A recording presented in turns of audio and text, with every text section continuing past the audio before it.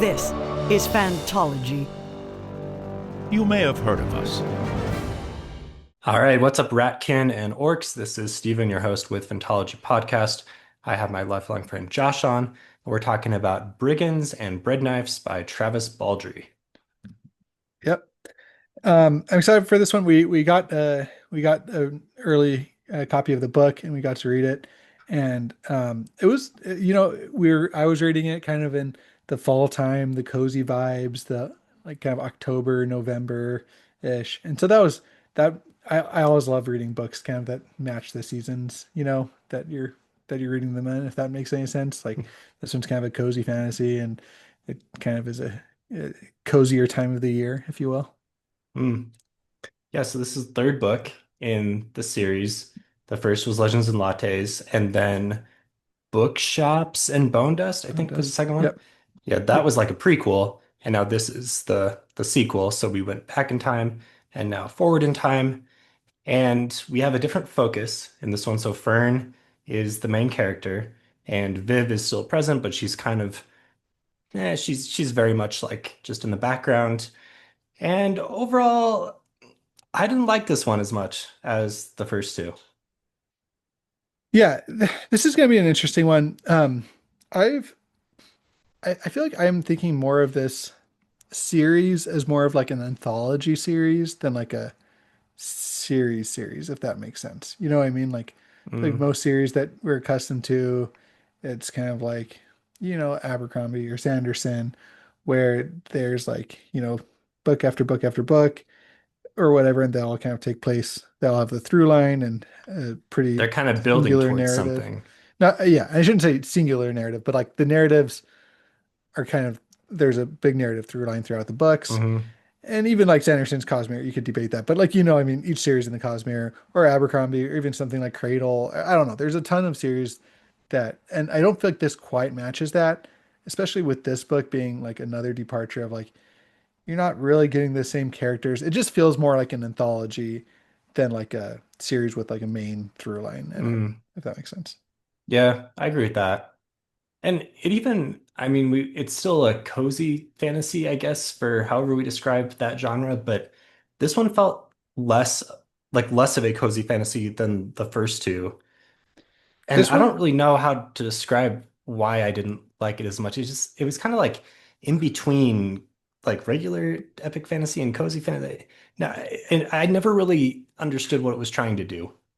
this one felt like a cozy D&D fantasy, if that makes sense. Yeah.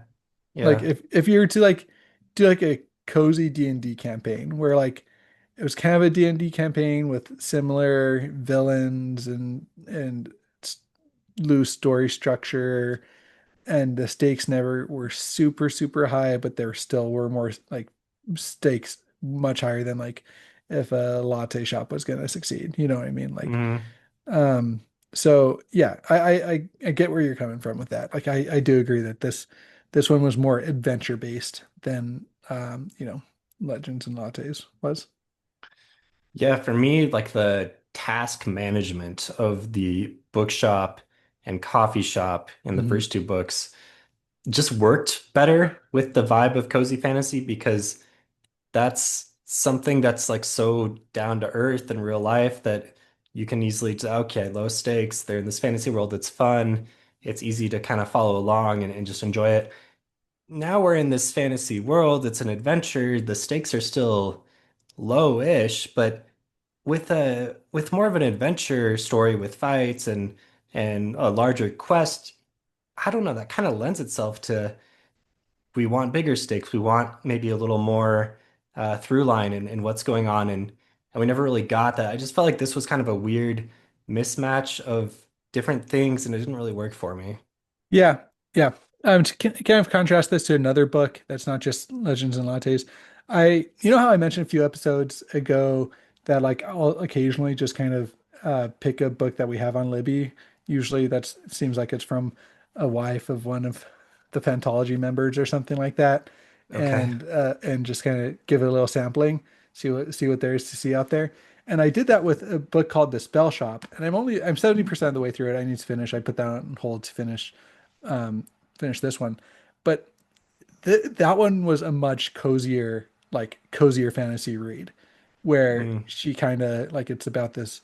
We don't need to go too far into it, but like this basically like librarian, like the library, like the big fantasy library that she works at gets burned down in the first chapter, and then she has to go home. It's like this remote island that she lived on until she was like 8, and she like brought some spell books like that were contraband with her, and so now she's like setting up shop on this little remote island trying to like set up a spell shop and not get like not let people know that she's doing magic because they're contraband books and like so it's okay. very like it's it very Hmm. much felt like that kind of task based like okay first I need to do this then this and kind of build out like a little spell shop and there and Hmm. so I feel like that was scratching that itch much more than like this book was even though this book kind of even though Travis Baldree kind of made such a big splash with the um, cozy fantasy, making it kind of mainstreaming it with Legends and Lattes. Kind of interesting. Hmm.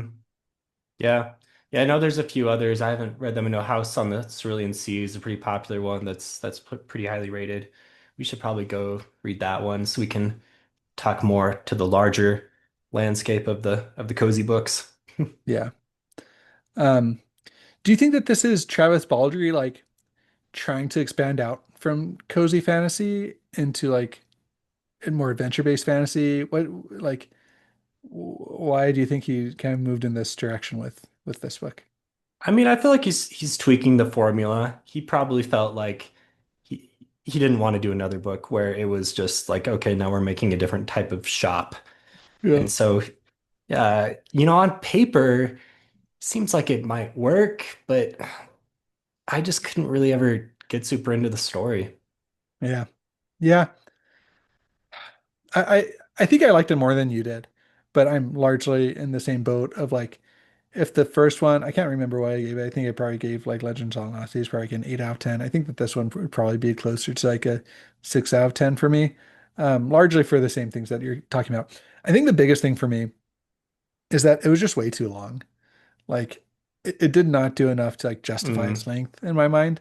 You know what I mean? Like there's just like a lot of kind of uh like just overcoming events happening. overcoming X, Yeah. Y, or Z, and Hmm. there's not too many things that happen because of the thing. You know what I mean? It's just like, oh, now we're done with that, so we can move on. You know what I Yeah. mean? Um, yeah, In our interview with James Islington the other day, he said one of the things that he tries to do in his stories is um, always be starting different plot lines kind of at the same time. So there's always like hmm one one thing is maybe on like the rising action, and then you get to a climax of a different conflict, and then while that's going on, then you kind of start a new one. So there's always something that's like building and something that's resolving and maybe something that's finishing up, and that just keeps the momentum going really well. I feel like in this book we were just going event one, event two, event three, four, etc. And then we just kind of moved on, and there wasn't nearly as much of like a through line through the yeah, whole thing. yeah. I agree with that, and I don't know if that's more because of the adventure based, aspect of it Hmm. versus it was kind of like a travelogue mixed with an adventure, and yeah, it's just kind of interesting because I think that that's something that you did really well with like Legends and Lattes was kind of taking these small little events in a story and putting them together into like something that's quite charming versus this Hmm. one it kind of just felt more meandering than charming. Yeah. The other thing I struggled with was I didn't like Fern very much as the main character. Like she was not the type of main character that I really get behind. I get what the point was. She's kind of an older, quote unquote, washed up individual that's, trying to remake her life a little bit and figure out what she's gonna. And she had a good arc, by the end, she kind of realizing, here's what can kind of bring me happiness, and she finds herself a bit. But for most of the book, she wasn't really a capable protagonist at all. She wasn't actively doing too much, and I just had trouble getting behind her. I really prefer protagonists who are, protagging more. Yeah, and not just kind of yeah. I mean, I don't know. I didn't hate her as the protagonist, but I did think that like, for the first maybe half of the book, maybe she was just like wanting, like regretting the decision that she made. You know what I mean? And then I Hmm. think when I really liked it was when there's that push and pull of like wanting to go back to some sort of normality versus um like really enjoying the friends that she was making and the like lessons that she was learning.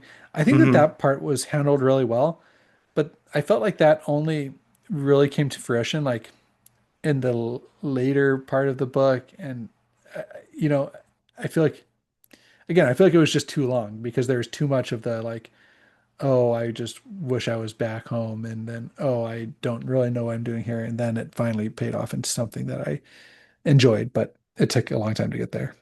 Yeah. Yeah, I mean, she did have a steady progression of like, oh, now she's kind of doing some stuff and she's being a little more courageous and taking risks and actively helping out and Asterisk, wants her around and so overall like the arc was good, but I was never really super drawn to the character. Yeah, Yeah. yeah, I agree. Um, do you think that if there were another book in this kind of series slash what I'm terming as an anthology, would you read it if it was Fern as the main character, or would you just kind of skip it? I don't think I would care to. Yeah, it's Yeah. kind of a bummer. Yeah. I feel like I feel like these three books were fun and they're kind of we're just kind of wearing out the formula a little bit, even though we tried to switch things up in this book. It didn't really work for me. I don't know. Maybe cozy fantasy is something I can only take so much of. It's just, yeah, it's Yeah, not as a surefire success as, as traditional epic or other I subgenres. I think that cozy fantasy, as the name implies, is it's like a Hallmark movie of fantasy, where you can turn it on and know that you're going to be left feeling like kind of warm and fuzzy inside and not really be asked too much as the viewer. You know what I mean? Yeah. And maybe this kind of pulled away from that a little bit too much to where you were dealing with some heavier themes, but you're like, oh, I don't know if I want to be, dealing with those things. You know what I mean? Um, Mm, I don't know. That's kind of where I got where, and it didn't really have the pacing or the like plot structure to really make me care about that, like the progression of those themes either. So mm. that's what I struggle with too. Yeah. Yeah. There were some interesting themes. I mean, we talked about Fern. She's getting older, kind of trying to find a purpose, going outside her comfort zone. Like, I thought there were some, nice things to think about, some nice life lessons, and also kind of themes of like perception of people versus reality. Like with Asterisk, who we think is this big hero, turns out she's just kind of a regular person, and the what were they called? The little monastery, the Terramite monastery Yeah. people who we thought were cultists, but in fact they're just like trying to do something good. And anyway, I thought it was a nice, some nice lessons about kind of how you think about the world and so from that aspect, like I did enjoy parts of it. Yeah, I agree. I don't know. People are probably coming off like from me. Like I don't want to talk about too much negative about the book because, like I said, I think it was a fine book. Like I enjoyed it, and I think it's like for people. I think a lot of people that do like Legends and Lattes and fantasy in general will find this book perfectly acceptable and probably enjoy it more than we did. Um, but I think yeah, it's worth just kind of addressing what worked so well and Legends and Lattes, but kind of missed here. So kind of a tricky thing to pinpoint, but yeah, Yeah, there were a lot of fights for a cozy fantasy. There was a lot of action, which I mean, I don't know that that's necessarily a bad thing, but it just felt like it was kind of riding the line between the two genres and could never really decide yeah, what it was trying to be. yeah. It's tricky. And it goes back to you probably don't have this problem, but Travis Baldree is a narrator for Cradle, right? Hmm. And Cradle has a lot of those action scenes. And so you definitely feel like the inspired like that a lot of those action scenes are inspired kind of by scenes from Cradle, where it makes sense if you read, 15 books or whatever, then that's going to seep through into your own writing, like pretty Mm. obviously. And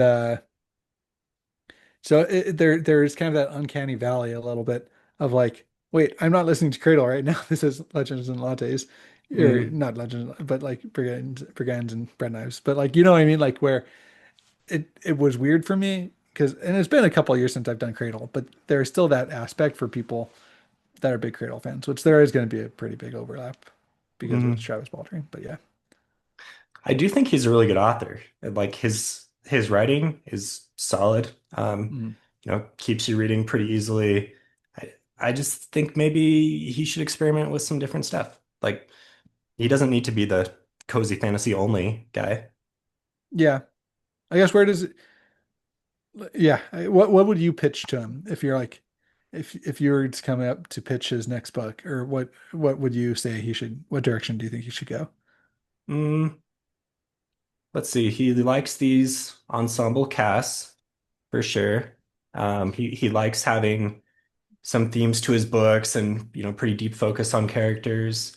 I I feel like he could write just kind of a traditional-ish epic fantasy and maybe see how that goes.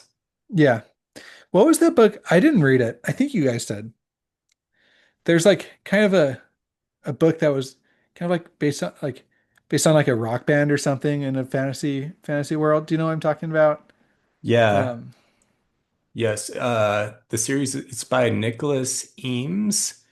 The series is called The Band. Why can't I remember the name of this one? Oh, it's Kings of the Wild. Yeah. yes. Yeah. Yeah. I didn't read it, so this is purely vibes because I never read the book. Sure. But like I could see him kind of going a route like that. You know what I mean? Where it's like maybe a little bit has more of an edge to it, but still is like not trying to take itself too seriously, Hmm. Um, which again, this is purely vibes place. I've never read those books, but like Yeah, yeah. I think something like that. It was similar. In that book, the it was kind of, again a D&D-esque adventure. All of the characters were kind of washed up adventurers that were getting together for a final mission type of thing. That I enjoyed that one a little bit more. Yeah. I can't, it's been a while though. I can't remember exactly why. Yeah. Mm. Anyway, I could see him going something like a direction like that, kind of an ensemble cast. It matches up pretty well with what you're saying, I feel like. Um, Hmm.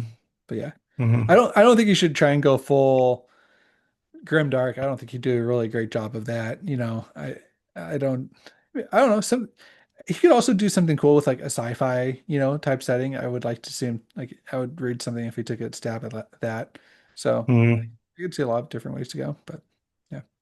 Yeah, it'd be interesting to see his world building chops because I mean there's some world building in this series, but it's a lot of hand wavy stuff. Like, oh, Yeah. we've got this generic fantasy world. They're mostly creatures in the world, and they have magic swords, and they can do magic with no explanation. Like, it's very, very soft fantasy. But I wonder if he'd be interested in doing more of a, harder magic system with a world that fits in. I mean, he doesn't need to be Brandon Sanderson, right? But that is kind of the popular thing to get into.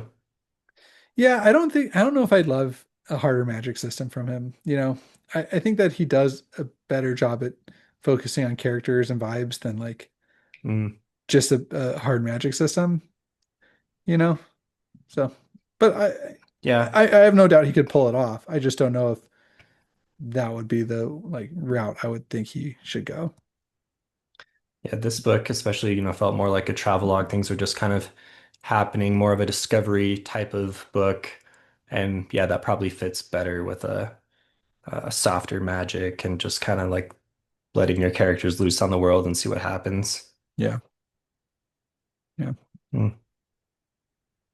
Any like special favorite parts or moments from the book that will stick with you or you'll Yeah. remember?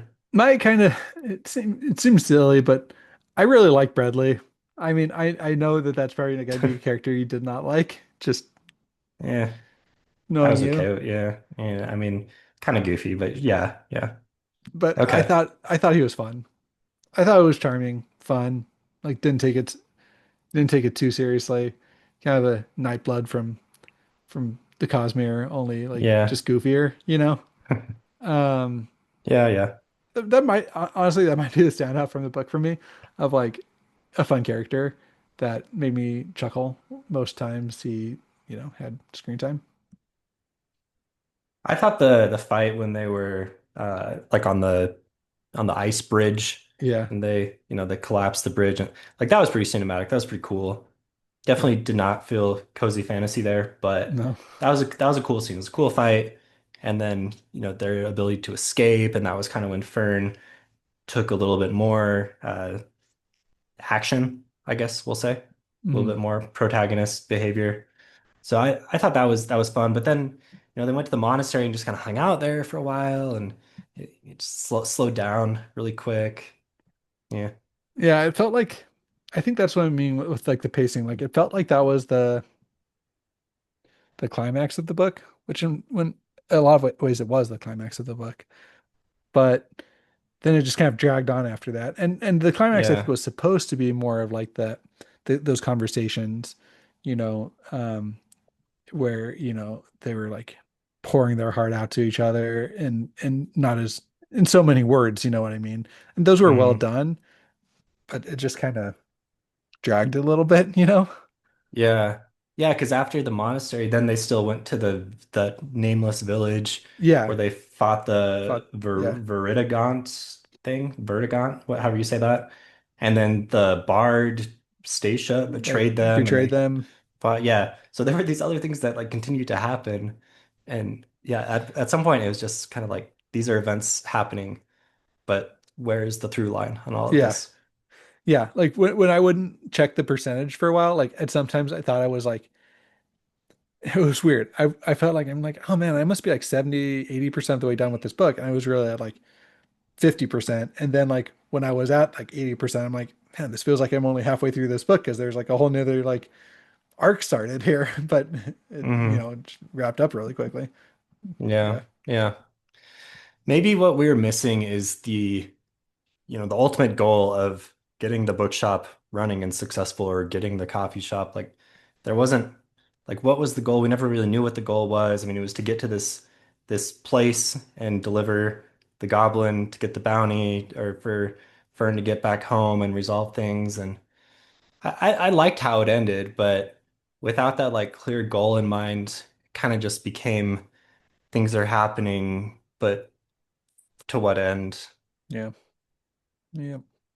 Yeah. Anyway, to answer the question I asked you about if I would read another book, I think I would. I think I would read another book with these characters, but I don't think it would be one I would be like eagerly anticipating. Right. I liked the first two enough. I was excited to start this one. And then pretty quickly I was like, this is kind of weird. I'm not Yeah. really, yeah, not latching on as much as I did with the first two. Yeah. All right. All right. All right. Well, not everyone's a winner, but if you like But the book more and you want to debate with us or whatever, you can find us on Discord. The invites are in the episode description below. And yeah, till next time, Josh. all right. Thanks, Stephen. All righty.